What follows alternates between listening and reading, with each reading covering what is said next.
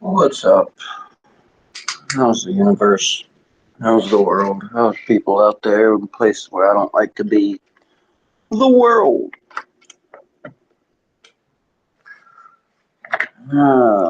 So, supposed to go see somebody on Thursday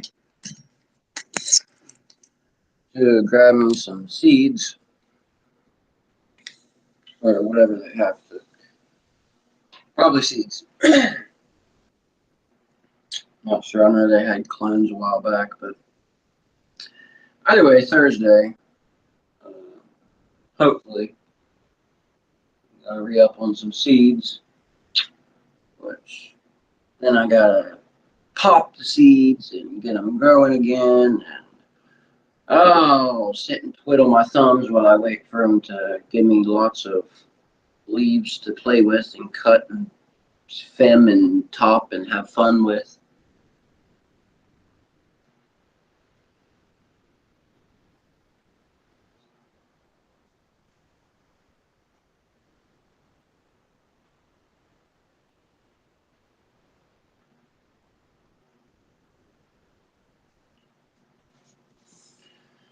I don't know what is up with that oil that I bought. It almost seems like it's lacking in flavor shots.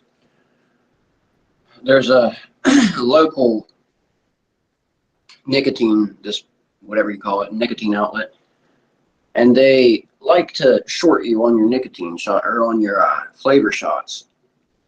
Like though they always ask you if you want an extra flavor shot, but then they've cut the amount that they use in the flavor shots back so much that like 3 shots is not equivalent to one of their old shots.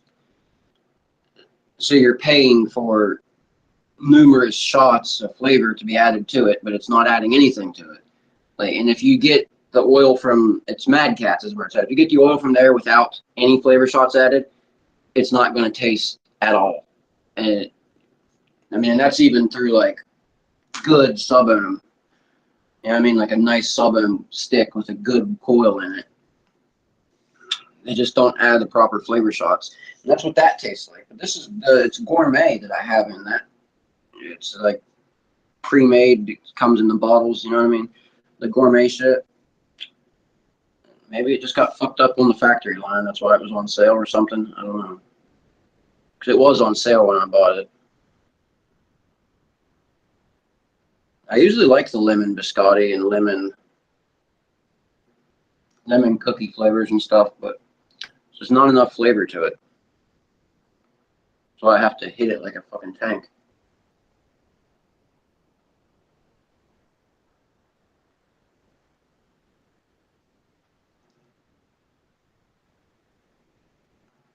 I really do, honestly, like the taste of this Maroon Baboon. It's probably the best taste in RSO that I've ever had.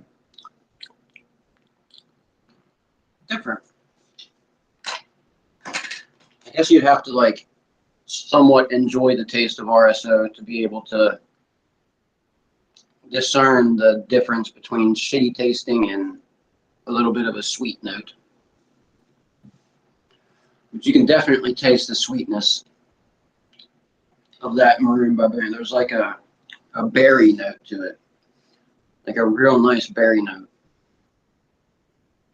I'd imagine it'd be really good shit to use in like gummies or something, especially how gummies, when you make it with RSO, they tend to have that like, they get that sticky RSO on your tongue and you don't have a very good taste because RSO taste. I bet the Maroon Baboon would work well with that because they would get that little bit of sweet taste, berry taste out of the RSO, mix in with the gummies a little better. And it wouldn't clash so much against each other. I would imagine.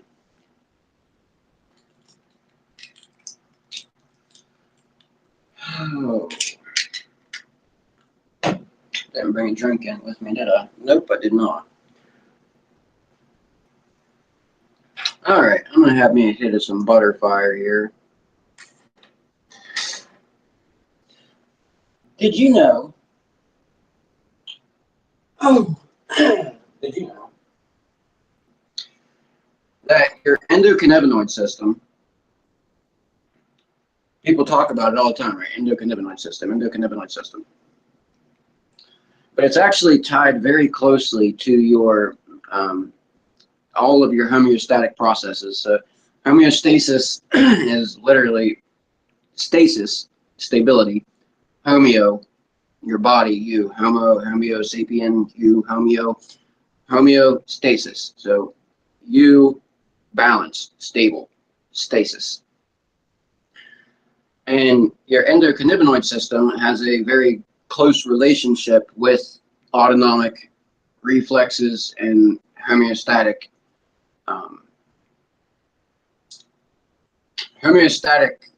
what's the word I want to look for? Processes. Yes, homeostatic processes in your body. So, for example, me, when I take RSO late at night, I'd use it specifically for insomnia. I have bad insomnia sometimes I don't. But when I do, the RSO really helps me get to sleep at night. And I'm telling you, like, trazodone didn't help. Fucking, I never tried Ambien, but like drugs like that are less addictive than Ambien. Because I have an addictive nature, I know better than to fucking, oh, let me try some Ambien. Yeah.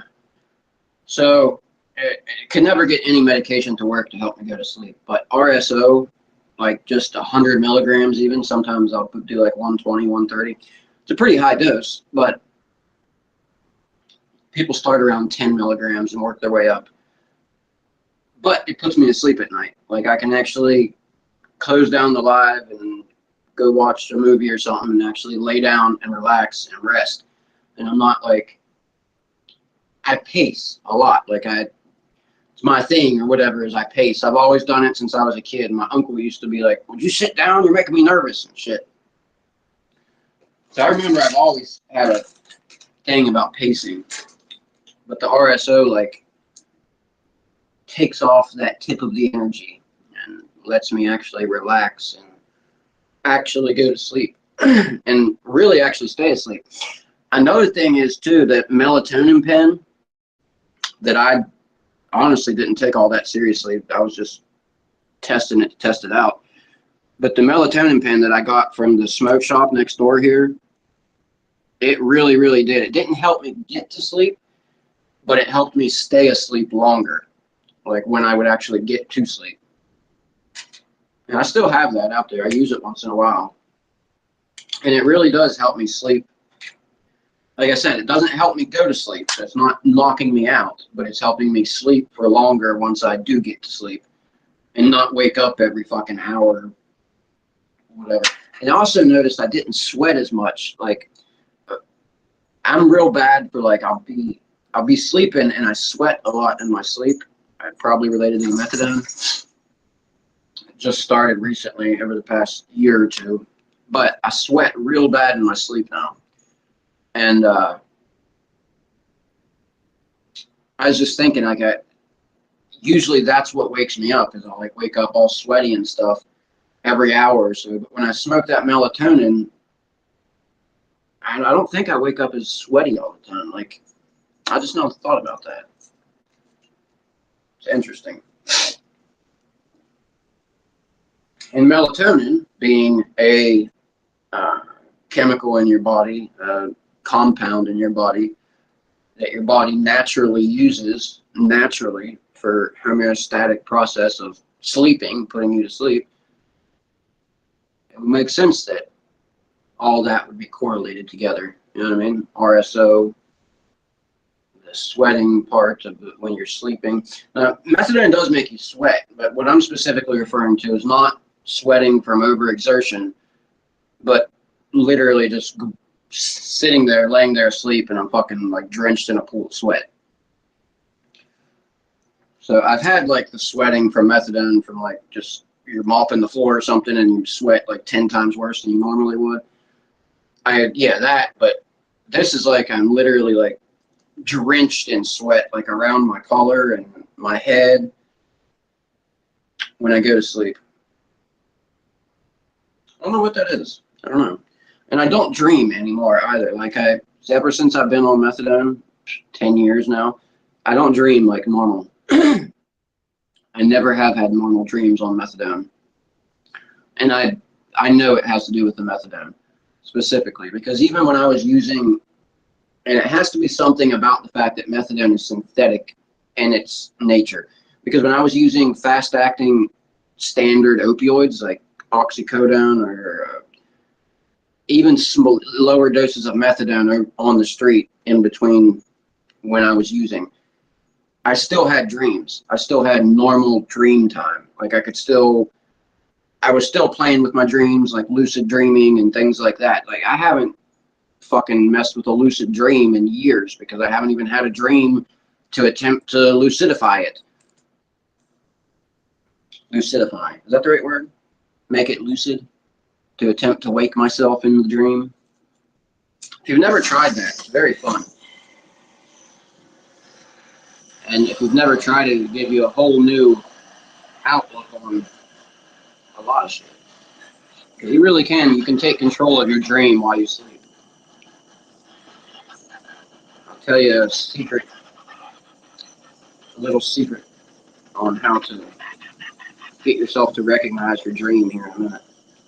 As soon as I hit this.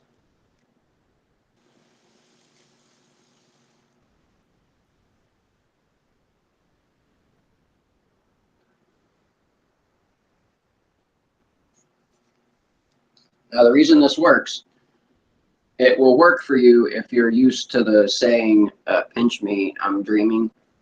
That. I know how simple and stupid that sounds, but that's a saying that sticks in people. It's like a colloquial. If you're familiar with that statement, pinch yourself. Tell yourself, I'm dreaming, pinch me. Why? In your sleep, in your dream. Eventually, when you tell yourself that I'm dreaming, pinch me is going to draw a connection back to the physical realm, back to your body that's laying in the bed. And if you can keep calm and not get overexcited, because as soon as, every time it happens, you get very excited, your heart rate speeds up, and typically that snaps you out of the dream and you wake up.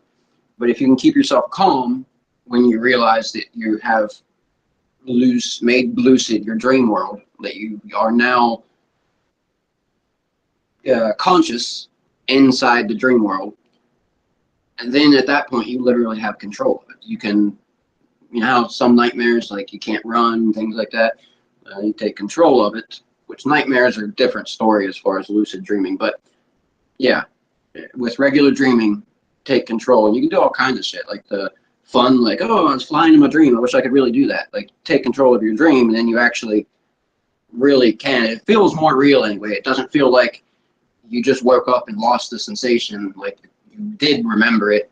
It's almost like you're experiencing it for real, but it's fun. If you've never lucid dreamed, like had lucid dreams, they're fun. And yes, you can force them. Try that sometime though. Pinch me. Tell yourself that line, or find a line that connects you back to the physical. And when you say that in your sleep, it sort of like dings your consciousness a little bit, but not enough to wake it up, just enough to sort of peek inside.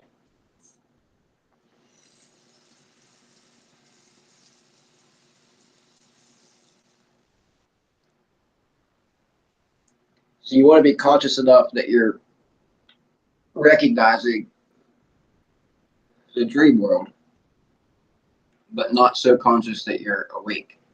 And there really is you're actually catching yourself in between brainwave states when you do that. Allegedly, according to the science.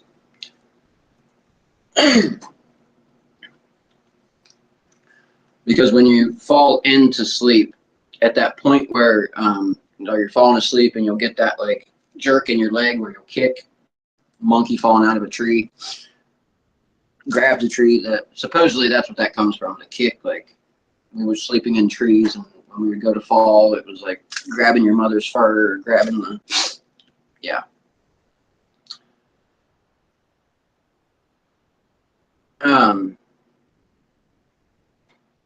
I don't even know why I was saying that about the kicking thing, but yeah. Oh yeah, because that's when you experience that, that sensation where you like kick, that's your body trying to like pull you back up out of dipping into that, can't remember if it's alpha or beta brainwave state, but you switching into another state of brainwaves, and like that's your body kind of like, motherfucker, get up. And that's the state at which you're trying to catch yourself when astral projecting and lucid dreaming, both. But when astral projecting, you're kind of going into it from a waking state, moving into the sleep state. Lucid dreaming, you're already in the sleep state, and you're attempting to bring your consciousness to come over and hold your hand while you're in the dream state. That's a good way to explain it. Have your consciousness hold your hand. Because you don't want to be conscious, otherwise you're going to wake up. But you want to be, you want like a tether to the consciousness, because you want to recognize, you want it to feel in real time. You don't want to wake up to remember it, right? It might sound like a bunch of bunky poo, but it really isn't. It's a very interesting subject. Lucid dreaming and astral projection. Different, but very similar.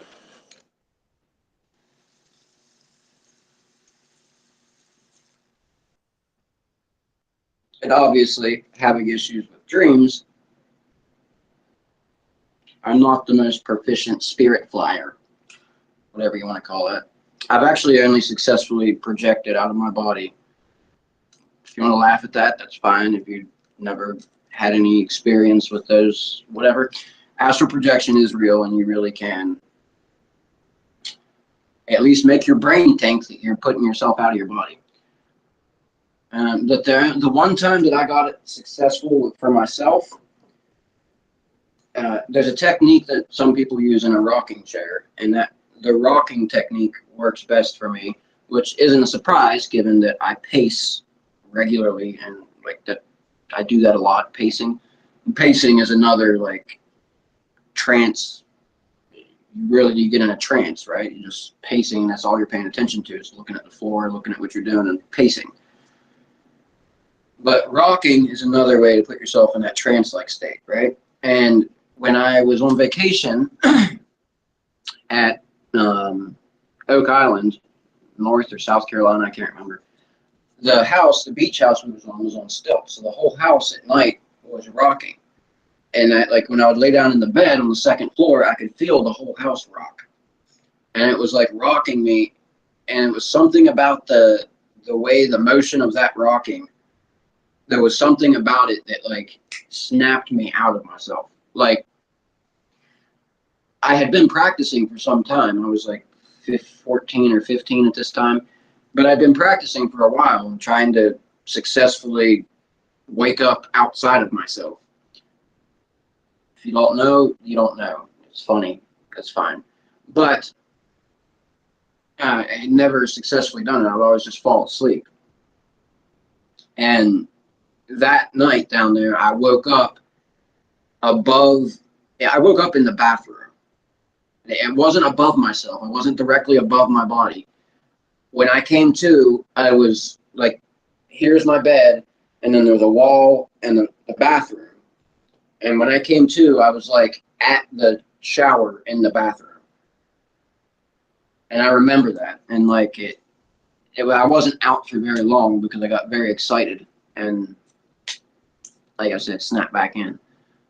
But yeah, I do think that, seriously, I mean, I don't know who's listening or who will see this, but I think there's a real serious connection, an actual connection between methadone and whatever it does in the brain, and the fact that it's a synthetic opioid, not a regular derived from opium opioid.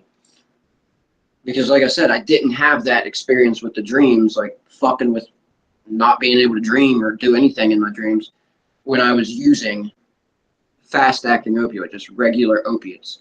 But the synthetic, the methadone, it's just different. Don't know how else to put it.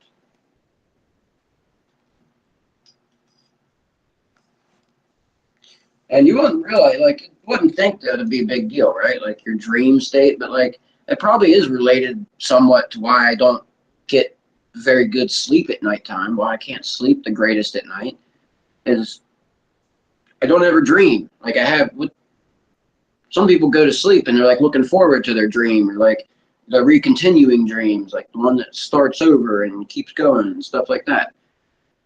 I used to have those all the time. Like, uh, the dreams that start over and keep going. I used to have lots of fucking nightmares like that too, which I don't miss those at all. The nightmares, they sucked. I hate nightmares. Oh man, nightmares. Yuck. I used to have the worst fucking nightmares, dude. At my grandparents, I remember I had a nightmare and it was this guy that was chasing me, and I think he had a knife or something. He had something that was sinister. Like I don't, it was never a weapon or anything I could see, but it was just something sinister. Like if this thing got me, I was fucked. And every time I would run, like the harder I tried to run, the fucking slower I would go. And then I couldn't scream. Like there was no scream. Oh my god, I hated that fucking shit. I hated it. And it never got me. Like I always would run, and finally, right before it would get a hold of me, I would get into the, like, for some reason, the shed at my grandparents was this like safe zone where this thing couldn't get me, I guess, which is kind of interesting. And when I think back on it as an adult, because my brother had passed away when I was young, got hit by a car, and drunk driver, and his bicycle was in the shed. So that's like the only thing about the shed that was like, that I remember standing out to me. But yeah, in my dream, I would always go to that shed, and then the thing couldn't get me. There was that dream. Then I had a repeating dream when I was little that I swear to God was like a past life recall. And I'm not even kidding. Like, I really do think it was a past life recall. I had it, there was a, it's a funny one, but it was very realistic and very, very vivid. And I don't know, just, I really do think it was a past life recall. There was a cave, and it was like I was the third person looking into this. And inside the cave, there was this, like, he looked like a wizard, but he looked like a wizard as if it was like real life. Like it wouldn't look fantastical or like a movie. Like he looked like a real wizard person, like, but a mean one, like not a nice one, like very sinister about him. No, not sinister, just not nice. Did not seem very nice. And then behind him, there was a big dragon, and it looked like rocks. It just looked like the cave. But then, like, in the dream, I realized that, like, the rocks came down into a head, and the head was laying by the fire. And then at the fireplace, at a fire, there was a woman bound up somehow. And then I woke up, and I continued to dream the next night. And when I continued to dream, there was, like, this really, really pretty princess, like a lady, princess or something. I don't know, like she had status, whatever it was. And something about the edge of a cliff and falling off the edge of the cliff. And that's how I woke up from that one, was before I hit the ground falling from the cliff. But I used to have like that. Like I used to have very, very vivid dreams, like very vivid, and like I could remember them very well. Just bizarre that a chemical compound is supposed to fix one thing, completely fuck up something else like that.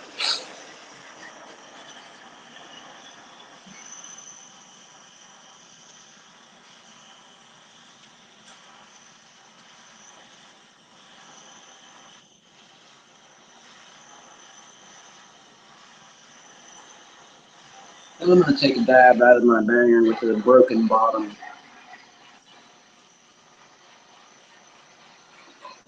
I like this round bottom better. I want to get me another one so that the bottom of the dish isn't broken.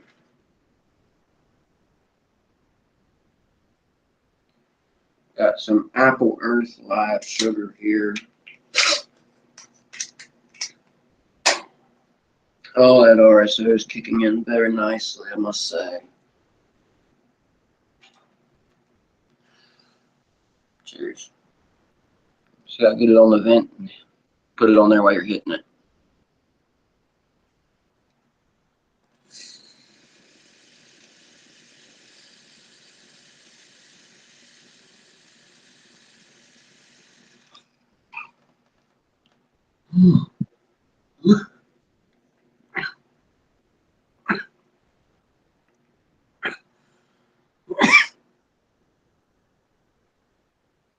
That was a perfect temp. That was very, very tasty. Lots of apple on that one. Earthy apple, like herbal apple. Lots of it though. Now that was a good one.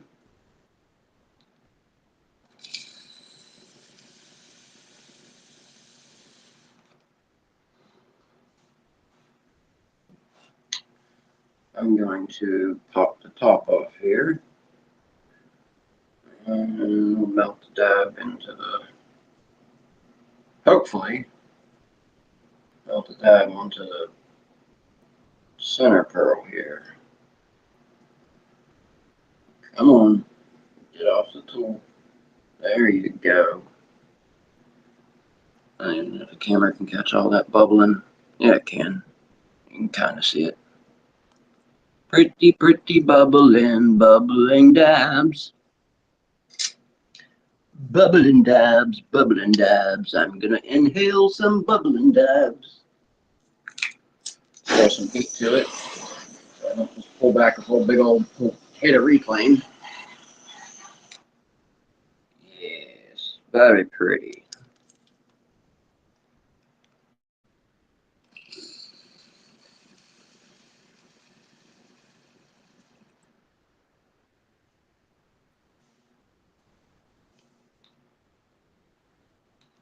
You have to look at where the dab is at in the slurper. When you're hitting it, to one, judge where you want to direct the flame, and two, determine how hard you're going to hit it. If you have a bunch of oil caught in the valve right there, like there is in this one right now, you don't want to hit it with iron lungs and pull all your oil back into reclaim. As well, you don't want to throw your flame all down here if all your oil's up there. There really is technique to smoking a dab, taking a dab properly. There really is.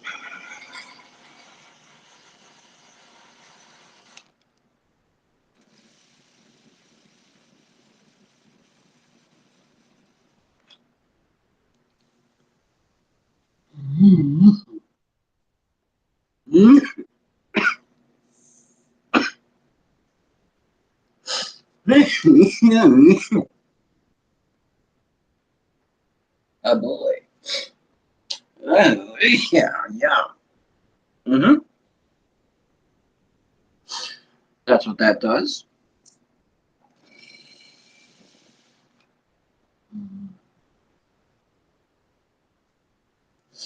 And then it is that. Oh boy.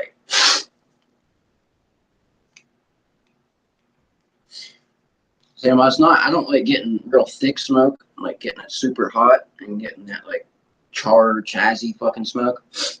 It's also not good to go super, super low temp. Because you go real super low temp, you're also getting that like, it'll hit you in the face. Get kind of different.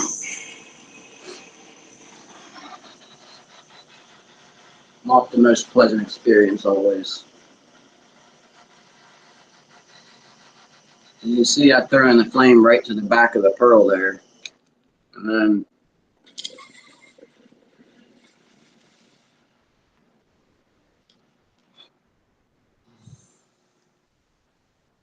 as it moves around, even though it didn't move much that time.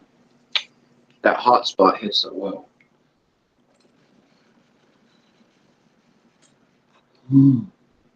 Like that. And it's real cool if you put it in slow-mo, like you capture it on the camera and then slow it down and crop it out properly. You can like watch the valve spin and watch that hot spot ignite the oil at different spots when it hits it. Smoke flash over, and pretty cool.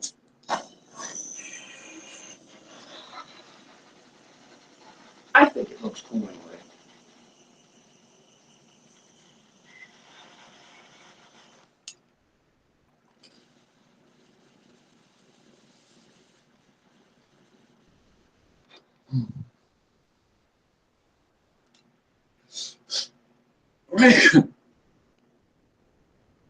And see, like when I'm getting function off my middle pearl, I'm not focused on what the fuck that bottom pearl is doing. I don't care about that one. I'm just trying to get function out of the center.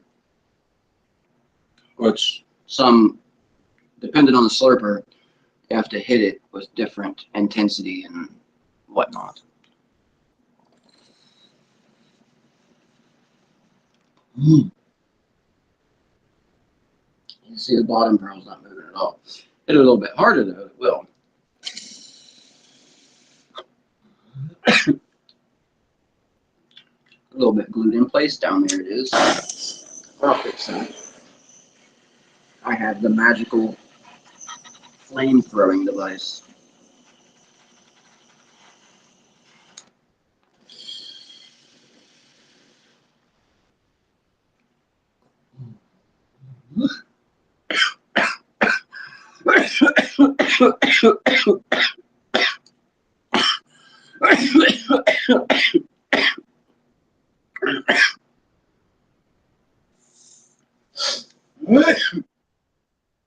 Yes.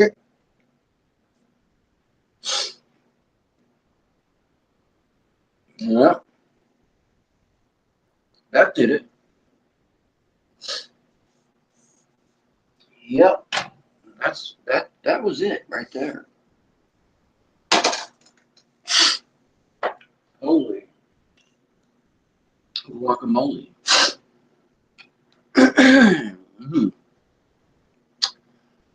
Well, that one sent me over the top. I said apple earth. Stuff's good. Butterfire and apple earth. And some maroon baboon RSO.